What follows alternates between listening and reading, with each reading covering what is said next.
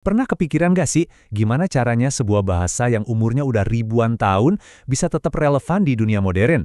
Gimana coba bahasa kuno kayak Arab nemuin kata buat internet atau roket? Jawabannya ternyata jauh lebih keren dari yang kita bayangin. Coba deh bayangin, ini kan dilema banget ya.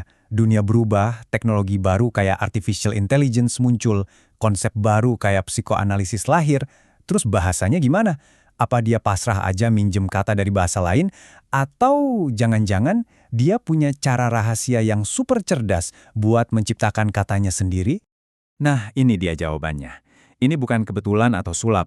Tepat di jantung bahasa Arab, ada sebuah sistem yang luar biasa. Semacam mesin linguistik yang emang dirancang buat terus-menerus menghasilkan kata baru secara logis.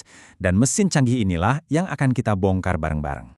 Oke, tapi sebelum kita ngomongin mesinnya, kita harus paham dulu fondasinya. Karena setiap mesin hebat itu butuh fondasi yang kokoh, kan? Nah, untuk bahasa, fondasinya itu adalah sebuah kesepakatan, semacam perjanjian tak tertulis yang kita semua sebagai penuturnya otomatis pahami. Konsep ini namanya wadraj. Gampangnya, anggap aja ini kayak cetak biru atau kamus dasar bahasa yang ada di kepala kita semua. Kita sepakat kalau bunyi kursi itu ya nunjuk ke benda yang kita duduki. Ini fondasi yang statis, kamus mental kita bersama. Tapi masalahnya muncul di sini. Gimana dong kalau kita nemu barang baru yang belum ada namanya di kamus itu? Nah, disinilah mesinnya mulai kerja. Kalau wadok tadi itu ibarat cetak biru yang statis, diam aja, maka istiqoq inilah mesin dinamisnya. Dia yang ngambil bahan baku dari cetak biru itu buat ngebangun sesuatu yang sama sekali baru.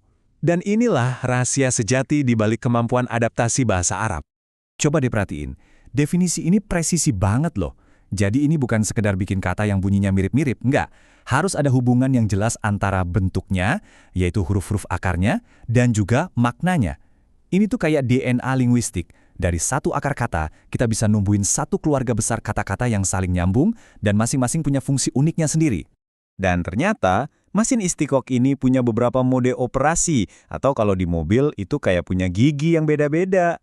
Tiap mode punya cara kerja yang unik buat menghasilkan kata. Yuk kita lihat 4 yang paling utama. Oke, yang pertama dan yang paling penting nih, namanya asyaghir. Anggap aja ini gigi utama mesinnya, si pekerja keras yang paling sering kita lihat dalam bahasa Arab sehari-hari. Prosesnya itu sistematis banget. Ambil 3 huruf akar, jaga urutannya jangan diubah, terus kita tinggal otak-atik huruf vokalnya dan tambahin imbuhan. Dari situ bom, jadi deh kata kerja, kata benda, kata sifat, macam-macam. Ini benar-benar tulang punggungnya kosakata Arab. Nah, tabel ini ngerangkum semuanya biar gampang dicerna. Coba lihat baris pertama, itu al-syakhir yang barusan kita bahas. Rapi banget kan aturannya? Terus lihat yang kedua, al-kabir. Nah, ini lebih seni lagi. Huruf akarnya sama, tapi urutannya diacak. Kayak qawl jadi lel qawl. Dan para ahli bahasa kuno percaya semua variasinya itu masih punya benang merah makna yang sama. Lanjut, ada al-akbar, yang cuma nuker-nuker huruf yang bunyinya mirip. Dan yang terakhir yang paling radikal, al-kubar atau naht. Ini kayak memahat satu kata baru dari sebuah frasa utuh, contohnya basmalah dari bismillah. Jadi tiap mekanisme ini ibarat perkakas khusus untuk kebutuhan yang beda-beda. Oke, sekarang kita udah tahu cara kerja mesinnya. Keren kan? Tapi pertanyaannya, dampaknya di dunia nyata apa? Nah, ternyata mesin ini bukan cuma menciptakan kata. Mesin ini ikut membangun peradaban. Dan ini bukan sekedar omong kosong loh.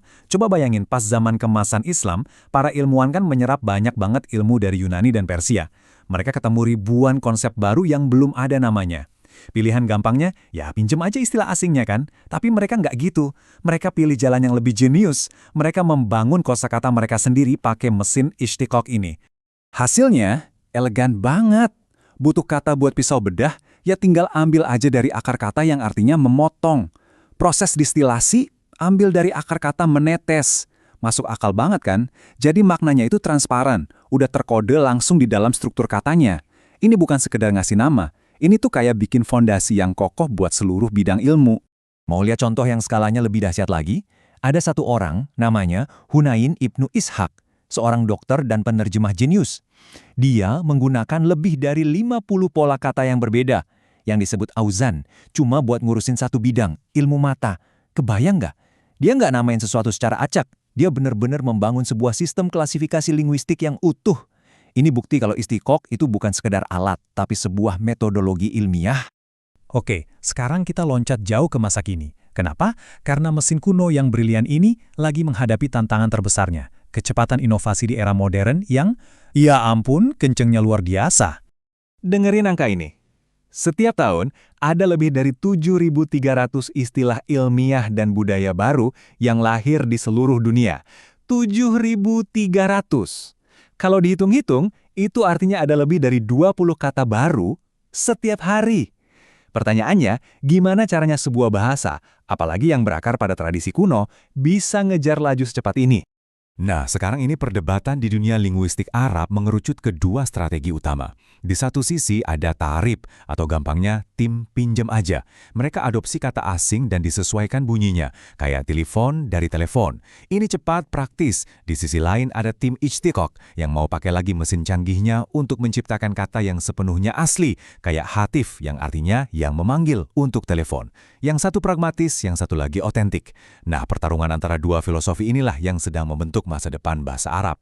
Jadi, kita balik lagi ke pertanyaan awal. Di tengah tsunami istilah global ini, apa mesin kuno Istiqoq ini masih relevan, ataukah masa depannya justru ada di kombinasi cerdas antara penciptaan yang otentik dan peminjaman yang praktis? Jawabannya nanti bukan cuma akan menentukan kata-kata yang kita gunakan, tapi juga cara sebuah peradaban besar memahami dunianya. Ini mengingatkan kita kalau bahasa itu bukan fosil kaku di museum, melainkan organisme hidup yang luar biasa cerdas dan terus beradaptasi.